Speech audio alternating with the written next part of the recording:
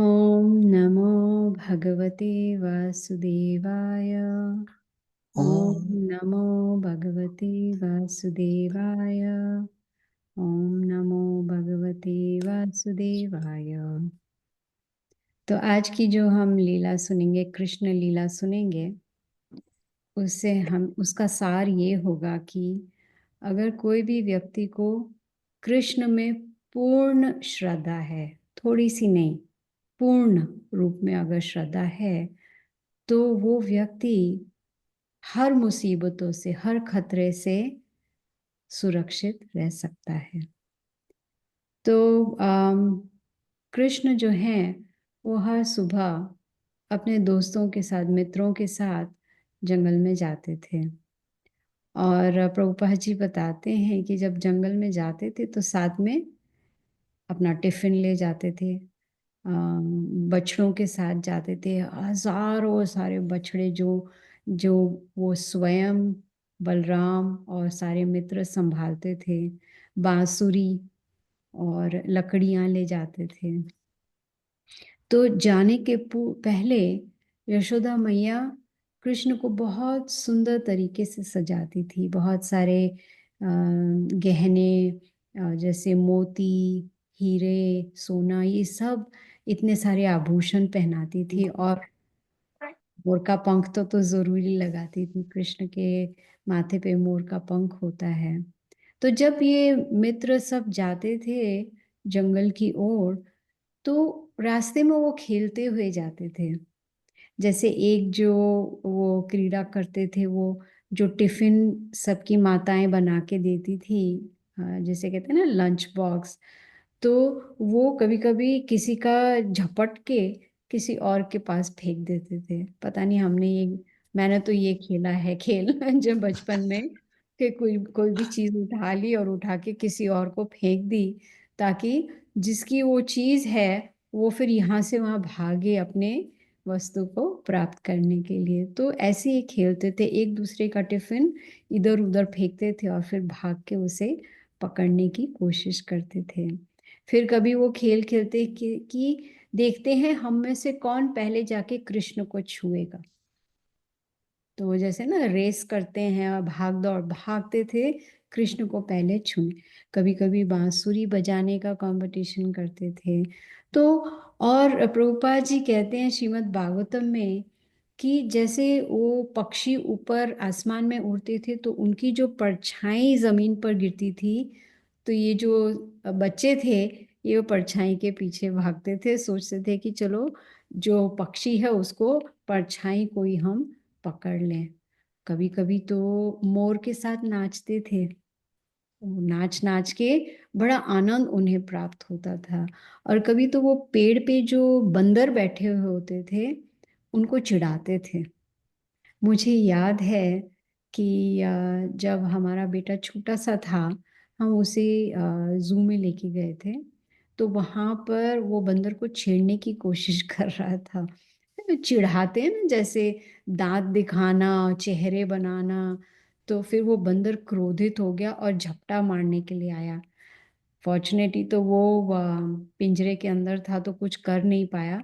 तो ये जो मित्र थे कृष्ण के, वो बंदरों को चिढ़ाते थे ऊपर जो झाड़ पर बैठे हुए थे, और उनको भी बड़ा तो इस तरह से वो बहुत आनंद प्राप्त करते थे कृष्ण और बलराम के साथ जंगल में जब जाते थे। जब ये खेल रहे थे तो एक दिन एक राक्षस जिसका नाम था अघासुर, वो बहुत दूर बैठे देख रहा था कि ये सब बच्चे कर क्या रहे हैं। वो इसलिए देख रहा था क्योंकि उसे कंस ने भेजा था। और ये जो अघासुर था, ये पूतना और बकासुर का भाई था। अब हमने सुना है किस तरह से कृष्ण ने पूतना का वध किया, उसके बाद में बकासुर को भी उन्होंने मार डाला। तो ये बहुत बदले की भावना थी उसके हृदय में।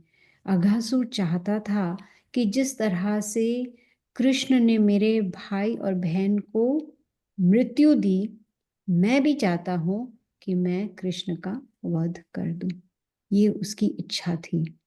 तो जब उसने देखा कि कृष्ण तो बड़े आनंद से खेल रहा है, तो उसे इच्छा हुई कि कृष्ण के मित्रों को भी मार डालूं। मित्रों के साथ जितने बछड़े भी हैं उन सब का मैं वध कर दूं। क्यों?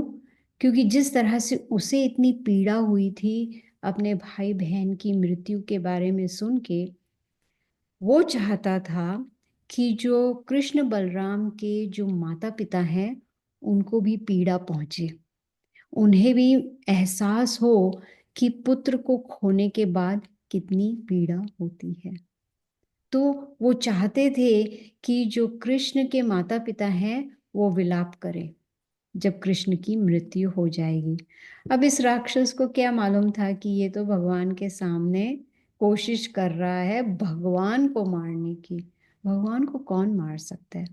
राखे कृष्ण मारे कृष्ण राखे के। जिसको भी कृष्ण मारना चाहते हैं कोई उसकी सुरक्षा नहीं कर सकता, और जिसको भगवान सुरक्षित रखना चाहते हैं उसे कोई भी नहीं मार सकता। तो राक्षस कैसे सोच सकता था कि भगवान के होते हुए उनके जो मित्र हैं उनकी मृत्यु हो सकती है? पर उसे तो कंस ने भेजा था, तो उसे, क्योंकि कंस उनके मित्र थे, तो वो चाहते थे कि मैं ये बदला लूं और अपने मित्र को भी प्रसन्न करूं। तो उस अघासुर ने एक बहुत विशाल अजगर का रूप लिया। पाइथन बोलते हैं ना, बहुत बड़ा अजगर। और कहा गया है भागवतम में कि वो इतना लंबा होता गया, इतना लंबा होता गया, इतना लंबा होता गया, ऐसा मानो जैसे 8 मील लंबा हो गया है। हम पता नहीं आप में से कितने लोग वॉकिंग करते हैं रोज। हाँ, 1 मील चल के ही सांस फूलने लगती है कि अरे बाप रे, 1 मील तो इतना लंबा रास्ता है, कि ये 8 मील तलक लंबा हो गया। और ऐसा लग रहा था जैसे उसका जो मुंह है वो एक पहाड़ की गुफा की तरह इतना बड़ा। उसके जो होंठ थे, जो नीचे वाला होंठ था वो जमीन को छू रहा था, और जो ऊपर भाग था होंठ का वो ऐसा लग रहा था स्वर्ग लोक को छू रहा है। अब सोच सकते हो कितना बड़ा अजगर था वो। और इस 10वें स्कंद के अध्याय में बताया जाता है कि जो उसके जो दांत थे वो ऐसा लग रहा था पहाड़ की चोटी है और उसकी जिह्वा जैसे एक बहुत लंबा सा रास्ता है। अब सोचिए, अगर विजुलाइज करें कि ये किस प्रकार का अजगर था, जब उसकी आंखें इतनी तेज, इतनी लाल थी, ऐसा मानो कोई आग धड़क रही है, और उसकी जो सांस वो ले रहा था ऐसे लग रहा था कोई तेज तूफान आ गया है। ये सब जब मैं पढ़ रही थी तो मैं सोच रही थी कि ऐसे राक्षस को देख के तो कोई भी डर जाए, भयभीत हो जाए कि ओहो, इतना विशाल। लेकिन ये जो मित्र थे कृष्ण के, उन्होंने सोचा ये कोई पुतला होगा। अब सच में, सत्य में ऐसा कोई हो सकता है क्या? इतना बड़ा अजगर, ये कोई पुतला होगा। लेकिन कोई कोई मित्र ने कहा नहीं नहीं नहीं, ये तो सचमुच का अजगर है जो हमें निगल लेगा। तो एक ने कहा नहीं नहीं, ऐसा हो नहीं सकता है, कृष्ण हमारे साथ है, ये कैसे हमें निगल लेगा? कितना विश्वास। हम्म? उनको लगा कि ये कृष्ण को तो बिल्कुल नहीं निगल पाएगा, क्योंकि कृष्ण ने क्या किया, बड़ी आसानी से बकासुर का वध कर दिया। तो ये तो कृष्ण का कुछ नहीं बिगाड़ पाएगा। तो फिर ये सब मित्र, ये पुतला, उनको पुतला लगा, लेकिन किसी को लगा कि ये सत्य में अजगर है।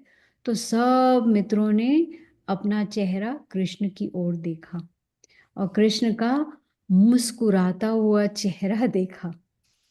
और जब उन्होंने वो मुस्कुराता हुआ चेहरा देखा तो ताली बजाने लगे, मुस्कुराकर ताली बजाने लगे, क्योंकि कृष्ण का चेहरा इतना सुंदर।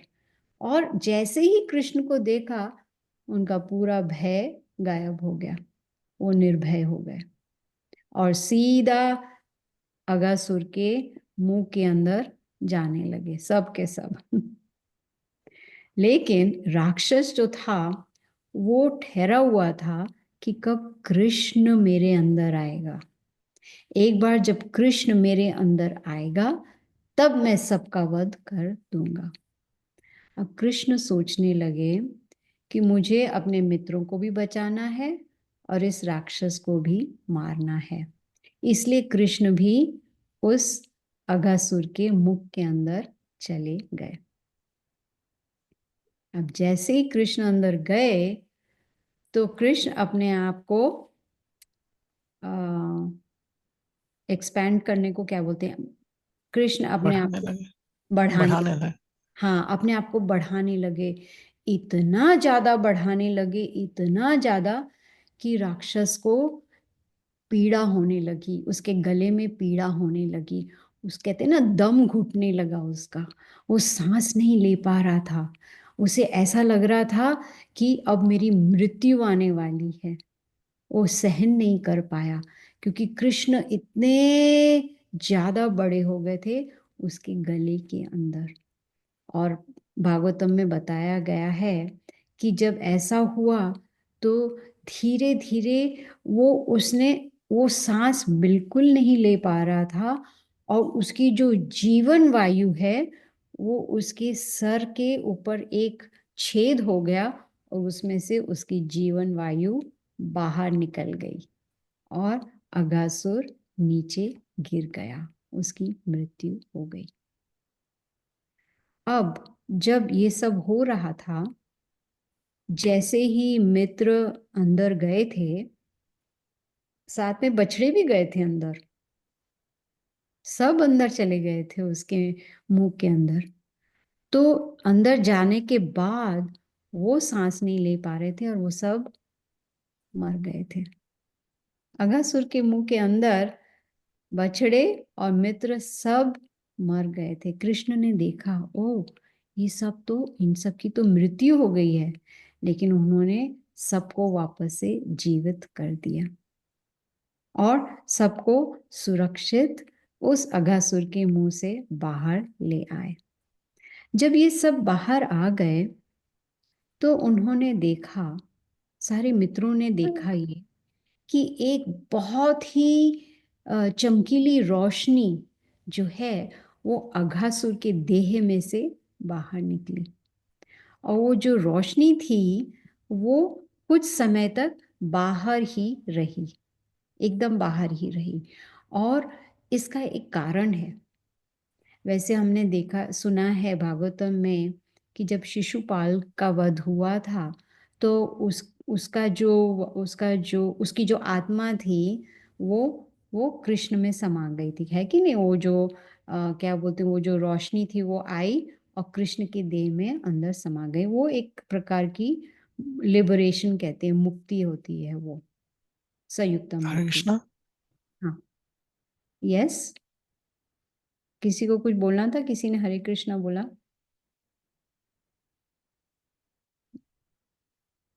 सुनाई दे रहा है आपको? यस माता जी, इट ओके ओके, वाज किसी ने बीच में। एक 1 मिनट के लिए पॉज हुआ था माता जी, तो ओ अच्छा, कहाँ तक सुना आपने? कहाँ पर? वहां तक सुना था कि आत्मा, जब शिशुपाल की आत्मा जो थी हाँ, भगवान जी बस में वही समा बोल रही गई थी। थी। हाँ, करेक्ट। तो उसी तरह ये जो राक्षस अघासुर है उसके भी जो देह में से निकली थी रोशनी वो कुछ समय तक बाहर थी। तो भागवतम में बताया गया कि इसका एक कारण है। कृष्ण हमें बताना चाह रहे थे कि जो अघासुर की जो आत्मा है वो कृष्ण का ही अंश है, पार्ट ऑफ कृष्ण, वो कृष्ण का ही अंश है। वैसे जो कृष्ण की ब्रह्म ज्योति है वो हम देख नहीं पाते हैं, वो नामुमकिन है, कोई देख नहीं सकता है। लेकिन कृष्ण ने अनुमति दी कि ये जो अगासुर की जो रोशनी निकली है उसके देह से वो सब उनके मित्र देख पाए। उस कुछ समय के बाद फिर वो रोशनी जो है वो कृष्ण के जो क्या बोलते हैं सच्चिदानंद देह है उसमें वो समा गई। तो कृष्ण साबित करना चाहते थे कि जो कोई भी कृष्ण के समीप आएगा, जिस किसी को भी कृष्ण छुएंगे या जिस किसी का भी कृष्ण वध करेंगे, उन सबको मुक्ति प्राप्त होगी। और अघासुर बहुत ही भाग्यशाली था कि कृष्ण का जो सच्चिदानंद देह है वो उसने छुआ था। मतलब कृष्ण ने अघासुर को छुआ था। कैसे? उनके मुंह में अंदर जाके।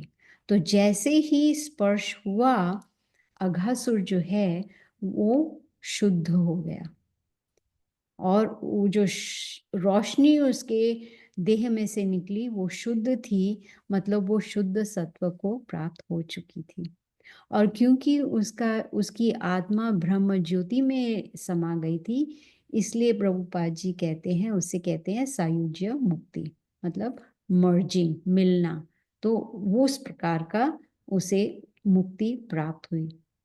अब हम सोचेंगे कि अगासुर तो इतना पापी था, कितना बड़ा पापी था वो, लेकिन फिर भी उसको मुक्ति मिली।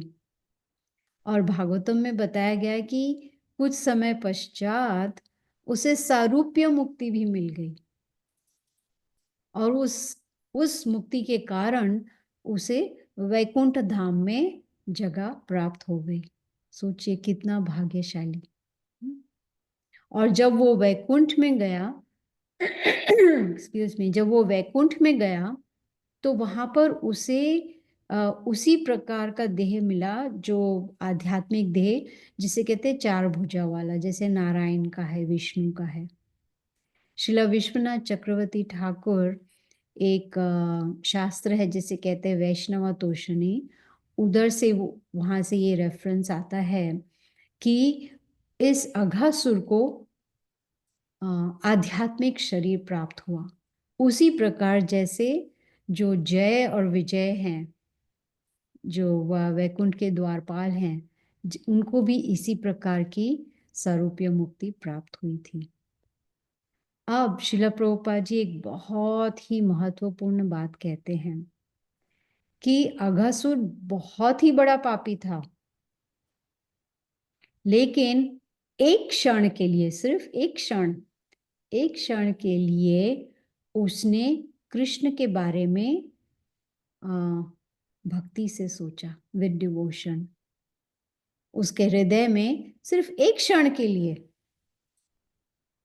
अब कृष्ण को बिना भक्ति के सोचना नामुमकिन है।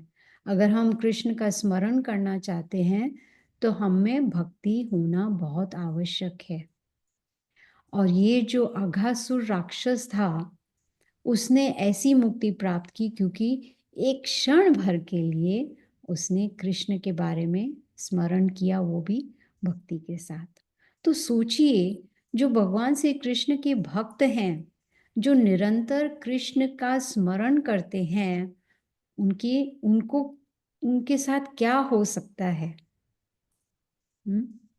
जो हर समय सिर्फ कृष्ण के बारे में या तो चर्चा करना या उनका नाम जपना या उनके बारे में सुनना, उनकी लीलाओं के बारे में सुनना, तो सोचिए उन्हें कितना लाभ प्राप्त होगा।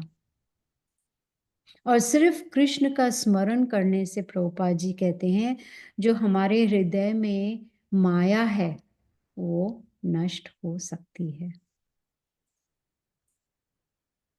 सी तो बहुत बहुत आवश्यक है कि जब ही हम ये कृष्ण लीलाएं सुनते हैं तो उसके बारे में हमें चर्चा भी करनी चाहिए, और उसके बारे में कहते हैं ना, हृदय में मंथन भी करना चाहिए। इसका मतलब दूसरे भक्तों के साथ इसके बारे में वार्तालाप करनी चाहिए कि हमने आज इस लीला के माध्यम से क्या हमें सीख प्राप्त हुई है, और किस प्रकार से हम इस सीख को अपने जीवन में उतार सकते हैं। अब ये जो अघासुर का वध हो गया तो उसका तो शरीर वहां पर ही था, शरीर तो वहीं था, कुछ दिनों के लिए वहीं पड़ा हुआ था और सूख गया था बिल्कुल।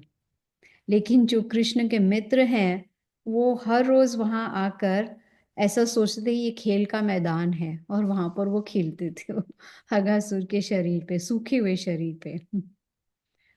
जब ये अगासुर का वध हुआ तब कृष्ण सिर्फ 5 वर्ष के थे। सोचिए आजकल के 5 वर्ष के बच्चे क्या करते हैं। आईपैड, आईफोन, वीडियो गेम्स, बस यही उनको आता है, और कुछ तो आता नहीं है। वैसे देखा जाए तो आजकल के बच्चे इतना बाहर इतना खेलते भी नहीं हैं, इतना स्पोर्ट्स और ये सब कुछ नहीं करते हैं, बस घर में बैठ के टिक टिक टिक टिक टिक टिक उनका चलता रहता है। लेकिन ये छोटे छोटे बच्चे, सिर्फ 5, उनकी आयु 5 वर्ष की, और वो अगासुर के शरीर को एक खेल का मैदान समझ के खेल रहे थे। तो परीक्षित महाराज जो हैं वो बहुत स्थिरता से ये कृष्ण लीला सुन रहे थे, और उन्हें बहुत ही संतुष्टता प्राप्त हो रही थी, बहुत प्रसन्न हो रहे थे सुखदेव गोस्वामी से कृष्ण लीला सुन के। और उनको इच्छा हुई कि मैं और भी सुनना चाहता हूँ, और भी लीलाओं के बारे में मैं सुनना चाहता हूँ। अब हम सुन चुके हैं श्रीमद् भागवतम में कि जो परीक्षित महाराज हैं वो कितने भाग्यशाली हैं। जब वो माता के गर्भ में थे तब उन्हें भगवान श्री कृष्ण की कृपा दृष्टि प्राप्त हुई थी। भगवान श्री कृष्ण ने उन्हें फिर से जीवित किया था, क्योंकि अश्वत्थामा ने जो अस्त्र डाला था वो क्या था, ब्रह्मास्त्र था शायद। ब्रह्मास्त्र। हाँ, ब्रह्मास्त्र। ब्रह्मास्त्र जो फेंका था गर्भ की ओर, क्योंकि वो चाहते थे कि जो ये आखिरी जो वंशज बचा हुआ है उसको भी वो समाप्त कर दे। वो परीक्षित महाराज को मार देना चाहते थे, लेकिन कृष्ण ने क्या किया, वो अंदर गर्भ में गए और परीक्षित महाराज की रक्षा की। तो सोचिए जन्म से पहले ही उन्हें भगवान श्री कृष्ण की कृपा प्राप्त हो गई थी। इसी कृष्ण तो भगवान है, उनके लिए तो कुछ भी असंभव नहीं है, वो तो कुछ भी कर सकते हैं। जैसे हमने देखा ये जो अगासुर का आज हमने वध सुना है, उससे हम क्या सीखते हैं कि जो ये मित्र हैं कृष्ण के, उन्हें कृष्ण में पूर्ण श्रद्धा है, उन्हें बिल्कुल भी भय नहीं है। वो जानते हैं कि जब तक कृष्ण हमारे साथ हैं तब तक हमें कुछ कोई भी नहीं कर सकता है। इतना विश्वास है, अटल विश्वास है कृष्ण में। तो अगर हम भक्ति के मार्ग में आगे बढ़ना चाहते हैं तो हमें पूर्ण श्रद्धा से आगे बढ़ना चाहिए। जैसे रूप गोस्वामी कहते हैं, अदौ श्रद्धा तथा साधु संग, भजन क्रिया, अनर्था निवृत्ति। ये है स्टेप बाय स्टेप आगे बढ़ने का। सबसे पहले हमें श्रद्धा चाहिए। श्रद्धा कैसी श्रद्धा? हो सकता है बेसिक फेथ हो, थोड़ी सी ही श्रद्धा हो कि भगवान है, और शास्त्रों के आधार पर हमें पता चलता है कि कृष्ण ही स्वयं भगवान है। एते चमसा कला पुंसा, कृष्णस्तु भगवान स्वयं। भगवान स्वयं श्री कृष्ण है। तो जब हम इस श्रद्धा के साथ शास्त्रों का अध्ययन शुरू करेंगे, चाहे वो पढ़ना हो, सुनना हो, जैसे भगवत गीता है, श्रीमद् भागवतम है, तो जब हम ये ज्ञान प्राप्त करने की कोशिश करेंगे तो अदौ श्रद्धा तथा साधु संग, हमें साधुओं का संग करना चाहिए। साधु का मतलब ये नहीं है जिसकी एक बड़ी सफेद दाढ़ी है, जो गेरू कपड़े पहन के डंडा लेके, नहीं। वो साधु जिसे शास्त्रों का ज्ञान है, जो शास्त्रों का ज्ञान तो देते हैं लेकिन उसे अपने जीवन में भी उतारते हैं। They practice what they preach. बहुत बहुत जरूरी है।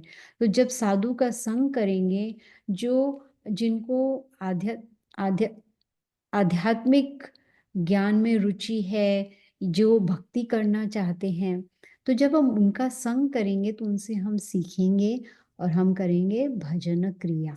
मतलब हम भक्ति के मार्ग में आगे बढ़ेंगे, भक्ति करेंगे। कैसे?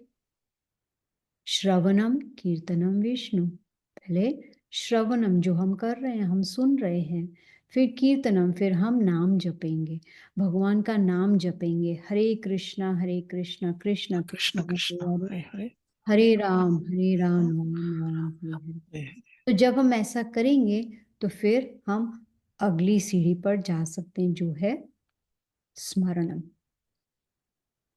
तो जब अधव श्रद्धा तथा साधु संग भजन क्रिया, तो उसका असर क्या होगा? अनर्था निवृत्ति। जो कुछ भी अनर्थ है हमारे हृदय के अंदर, अनवांटेड थिंग्स, वो सब धीरे धीरे निकल जाएंगी, जैसे काम, क्रोध, लोभ, मोह, अहंकार, ये सब कुछ हमारे हृदय से निकल जाएगा। तो हृदय पवित्र हो जाएगा, शुद्ध हो जाएगा, और फिर हमारे हृदय में भगवान के प्रति प्रेम उत्पन्न होगा। तो पूर्ण श्रद्धा बहुत आवश्यक है। जैसे जो कृष्ण के मित्र है, सखा है, वो कहते हैं ना, आंख बंद करके विश्वास करते हैं कृष्ण पर। इसलिए जब वो अंदर जा रहे थे अगासुर के मुंह के अंदर, उन्हें बिल्कुल भी भय नहीं था। अगर हम मान लो किसी बड़े जानवर को देख लेते हैं, या हमें दिखता है कि भाई यहाँ पर तो थोड़ा खतरा लग रहा है, तो हम एकदम भयभीत हो जाते हैं। फिर हम देखते हैं कि कोई है जो हमें बचा सकता है। लेकिन ये जो बालक, ये जो मित्र, उन्हें बिल्कुल भी भय नहीं। तो प्रभुपाद जी कहते हैं कि अगर हम कृष्ण की शरण लेंगे तो हम भी अभय हो जाएंगे। हमें फिर किसी चीज की, कोई भी बात का हमें भय नहीं लगेगा। तो पूर्ण श्रद्धा की बहुत ही आवश्यकता है। और अगर पूर्ण श्रद्धा होगी तो हम सबसे बड़े खतरे से भी अपने आप को बचा पाएंगे। हम खुद नहीं बचाएंगे, लेकिन कृष्ण बचाएंगे। जैसे भगवद गीता में कहते हैं, ये यथा मां प्रपद्यन्ते ताम तथैव भजाम्यहम्। जैसे जो मेरी शरण में जिस मात्रा में आता है, उस मात्रा में मैं उनकी रक्षा करता हूँ। तो ये हमें सीख मिलती है अघासुर के वध से। तो अभी मैं समाप्त करती हूँ ये लीला। अगर किसी का कोई प्रश्न है तो आप पूछ सकते हो, या अगर कोई कमेंट है तो आप पूछ सकते हो।